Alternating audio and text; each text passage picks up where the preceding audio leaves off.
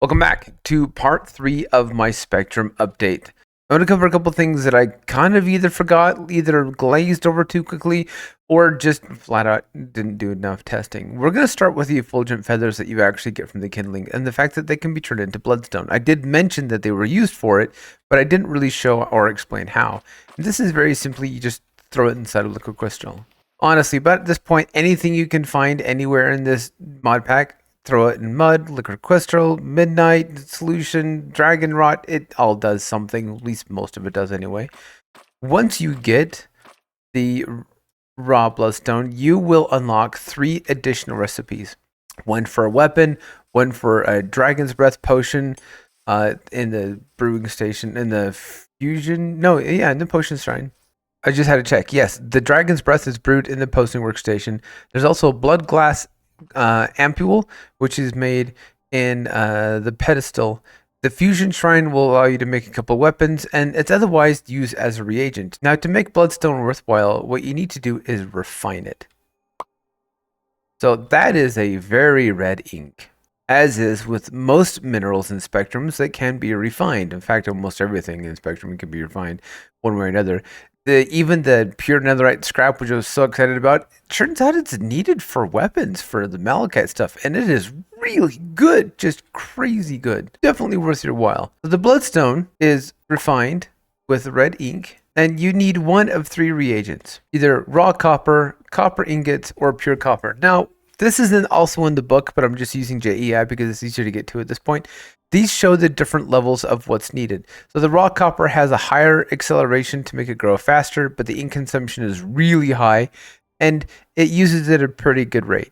The copper ingot has no accelerant, has reduced ink consumption, but it does it at about the same rate, where the pure copper is kind of the best of both worlds. Reduced ink consumption, higher accelerant, not quite as good as the raw copper, but it's used at a moderate rate, and it's 300 seconds per stage. So if you're throwing in a raw one, that's 300, 300, 300. So it's 15 minutes to get this up either way. And that is at a standard pace. Now, these ones will be a little bit faster because of the accelerant and how quickly it's used. So just bear that in mind as you're doing this. This is something that is necessary for a number of recipes later. And it's something you're going to need to understand. This workstation is really rather critical for a number of different things. So it might be worth your while to set up a pretty good chain of supply of different minerals and different resources, just so you have it on hand for different things down the road. Because there's some recipes that do require 5 or 6 different, like, refined pieces of mineral of various types that you don't want to have to wait 15 minutes, 20 minutes, 30 minutes, an hour and a half if you're doing one at a time.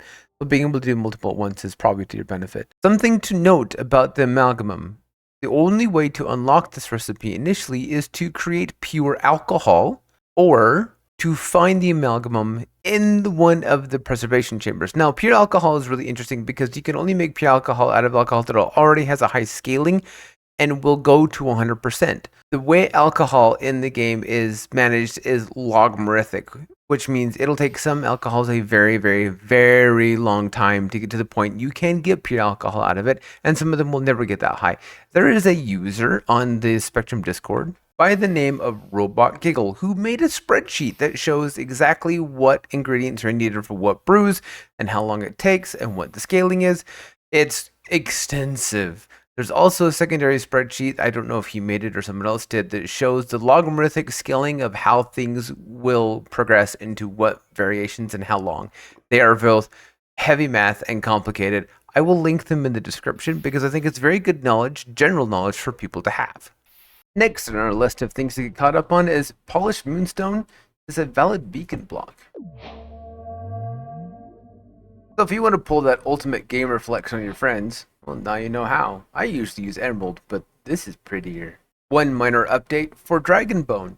Dragonbone does actually spawn in the overworld, and it can be still damaged and exposed like normal. Now, bear in mind that I don't have anything outside of the standard track, so this was way before normally people would end up in the deep down. But this is doable. I just had something dawn on me that I had not even bothered to try before. You can crush the leaves to get more pigment, which is super nice. Now, the thing to remember about the crushing mechanic is the amount you're going to get out is based off of damage done based from distance fallen and the exact resistance of said block.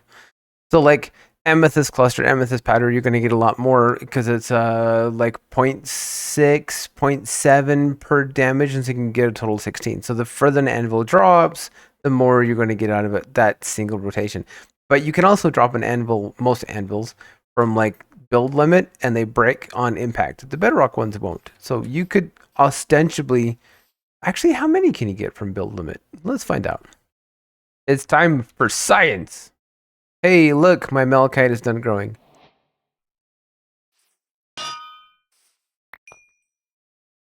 We got all 64.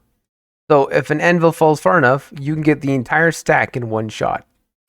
I don't know how useful that is, but that's kind of cool. I like that. And now we are figuratively and literally close to the end, because that's where our next bit of progression is. Once you've collected bismuth and malachite, the next ore appears in the world, underneath the dragon, or at least in the end dimension.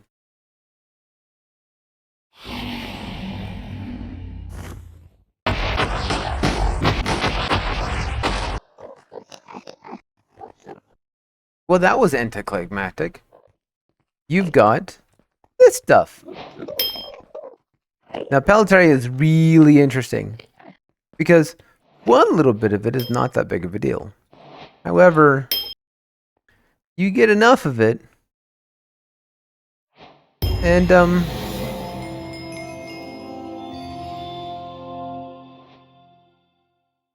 I hope you said goodbye to your wife and kids, because you're never seeing them again, especially if you're over the void. Now, I'm kidding. I don't remember how much you have to get rid of. You can have just under a stack, I believe, and then you will start falling again at a very slow pace.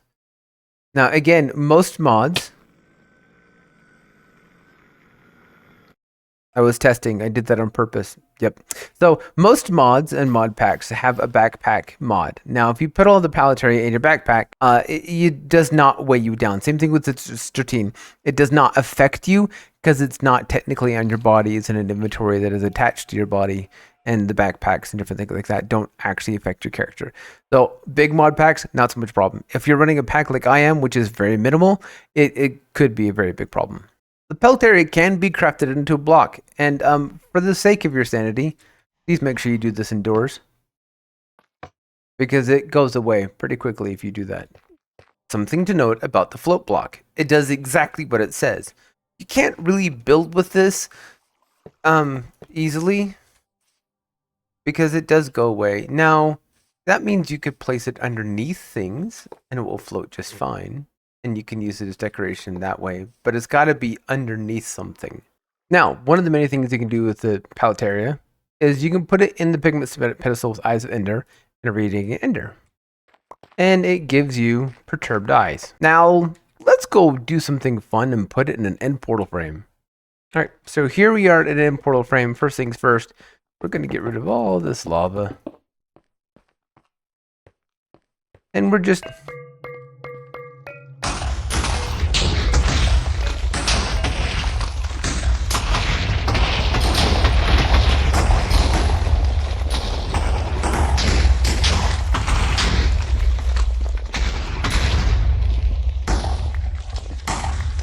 By the way, this does hurt a lot.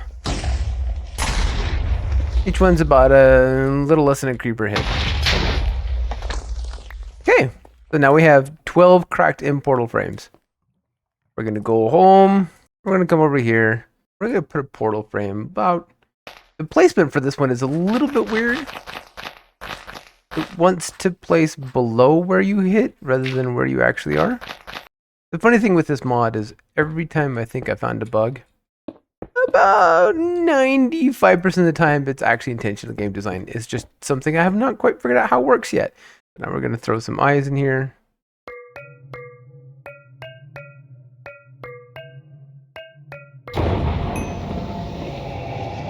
And now we have an exit. to the end. Not that I can get back out now. We have our own personal end portal frame at our base. I really need to move my spawn. As far as I've been able to determine, Paltaeria doesn't have a whole lot of other uses besides some kind of pretty things, some gimmicky stuff from being able to float. If you carry just enough with you, you can float around without it flying off into the sky, which is kind of fun. But beside that, there's not a whole lot to it. The last little bit of progression already exists in the overworld, but most people aren't going to be able to reach it until much later in the game, and they may have already found it and not known it already. It resides in one of the last preservation chambers that are available, and you can't unlock it until you unlock brown pigment. This is our last preservation chamber in the overworld. It's pretty straightforward for the most part. You've got the lime green spore blossom and you've got the orange spore blossom, and inside the chest you've got the different colors. So in your book, if you come back to your main My Journey tab and click color mixing, you have all the different colors, or at least most of them, and what's necessary for that color type with the pigment available. So this is obviously amethyst, citrine, and topaz, respectively, for blue. So for the lime green, we need 2 topaz, it looks like 4 citrine. That was very strange because the first 2 times I've seen this, all the necessary powder was in this chest, and this is short a powder, so I had to bring powder down with me, or actually I pulled it out of creative inventory. So make sure you bring the powder down with you, they're going to be necessary. This one's orange. So orange is 2 amethyst, and again 4 citrine, 2 and 4, which makes it openable. And it gives you access to this chest. Now we have amethyst shards, we got citrine shards, we have a couple of books, and amethyst buds, and amaranth grains. So again, we have now brown spore blossoms and a light gray spore blossom. And this is where if you don't have these recipes unlocked, you can't actually get into these shrines. Now these 2 colors are not listed in this list. But if you go back to your colored trees section, so there's brown. You need 3 onyx powder, 2 citrine powder, and 1 amethyst powder. So you put them on the roundel. That gives you access into the chest. Same thing with that one. Now, in these chests, that chest does not have it, which means it's probably this one. Let me very quickly look at the light gray. 4 moonstone and 2 onyx.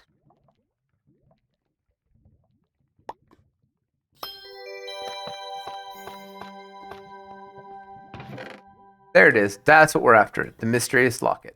This is your final piece of your progression. Now, the question is, what do you do with this? Well, it's a locket, so you need a key. The key is in a really weird place that took me a little bit longer than I want to admit to actually find. And it exists in the deeper down, because of course it does. This is the overworld. Where else would it be? But not just any place in the deeper down. In the preservation chamber, but not in the way you would expect. You have to kill the turrets. Now, for the most part, as long as the eye is open, you can get to them. They work a lot like shulkers.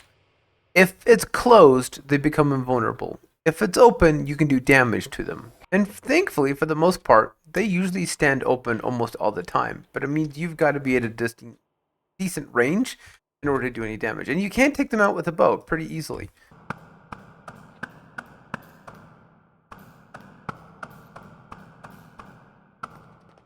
Rather unlucky here. Now, eventually, as you kill these, you will get the thing that unlocks the locket. So let's do this a bit more simply. There we go. Wow, that's a much higher drop rate than I had last time before. There. We have a whole bunch of new recipes, and we have a moonstone core. 5 of them. So it looks like I placed 16 turret spawn eggs, but when I did this test the first time, I only got like 4 or 5 out of 30. This time I got 5 out of 16. So the rate is not bad. Of course, randomization being what it is, you never really know for certain. But now that you've got both the core and the locket, you need to open it. And this can be opened on a fusion shrine with white pigment. So we're going to throw in some liquid crystal. We're going to throw in the core.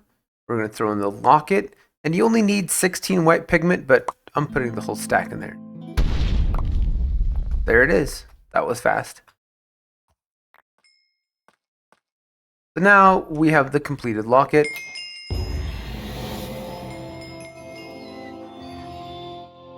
And this points you to one final small structure in the deeper down. Now this is a structure you may have run into before. I've only ever seen them in Dragonrot and in the Black Lanks. That doesn't mean they don't exist elsewhere, but it always seems to be near the bottom or at the bottom of the world. This is the end of the mod. I'm not going to spoil it. I'm going to let you go find out on your own, but it does leave things open, which I'm very happy about. And that concludes the journey of this mod. Now, that doesn't conclude everything else that's going on. Now, as you can see behind me, I've been working on some crazy stuff with the Undergrowth Manor. I've got ideas brewing for that. I also have been working on a tool. This tool is still in a fairly primitive state. But the idea is you should be able to load a save file and it'll show you what achievements you've completed, which ones you've not. And the idea is that at some point, what you'll be able to do is you'll be able to come here and click the achievement you're missing, and it'll tell you kind of what you need to do. Now, this is still, like, I've got admin stuff going on, I've got written stuff everywhere, and there's still a lot of work to be done. The link for this will be down below, as long as with the connection to my GitHub. And if you want to, like, fill out the achievement information and submit it to me, I will be, again, happy to give credit to whoever does any kind of work on this. This is a lot, and this is something I've been working on behind the scenes for a couple of weeks now. It's been kind of a process, but I like what's going through. And I did the Minecraft ones are in here as a proof of concept to make sure this would actually work. You can load the achievements.json file from your world, provided you have access to it, and it will show you what is and is not done. So for example, I just loaded my JSON file from my test world, the one I've been doing the videos on, and you can see what has been completed and what has not been completed. Now some of these are weird, like I'm not quite sure why this one isn't ticked off, and I think there's something here missing. There's also a listing of different milestones. I started going through and manually adding the different pieces of equipment because some of it's kind of important. But that's, again, a kind of a process that's in progress. You can see underneath milestones, there's the confirmed drinking age, there's a remill amaranth, there's a reveal azurite. And some of them are very obvious, and some of them are not. The ones that are in red like this are ones that I've manually edited. And it gives the completion date if it's done. So again, this is a very primitive tool still. There's still a lot of work to be done. But hopefully it'll help some of you when it's fully populated who get stuck and you can see the advancement, but you don't know exactly what to do. This will give you a bit more of an idea. I don't want to give someone a solid step-by-step guide, but at least the idea of this is the direction I need to go to. I like the idea that there is some mystery and some trial and error that needs to be happening with this mod. So I don't want to hand everyone a perfectly laid out plan step A to step B, although I may have kind of already done that. But I want this to be kind of a progression hint for people who are looking for assistance but don't necessarily want it handed to them. And that is going to conclude this video. I still have one more that I'm already working on. You can see the insanity I've been putting together behind me. I don't know how long that's going to take. Hopefully not much longer. I try to stream twice a week on Twitch. Sometimes 3 times, sometimes 4 times. It depends on when it was at. I have regular videos. I've been working on a couple different Minecraft videos and other variety stuff lately. If this series helped you, please click that like and subscribe button, and I will see everyone again soon. Goodbye for now.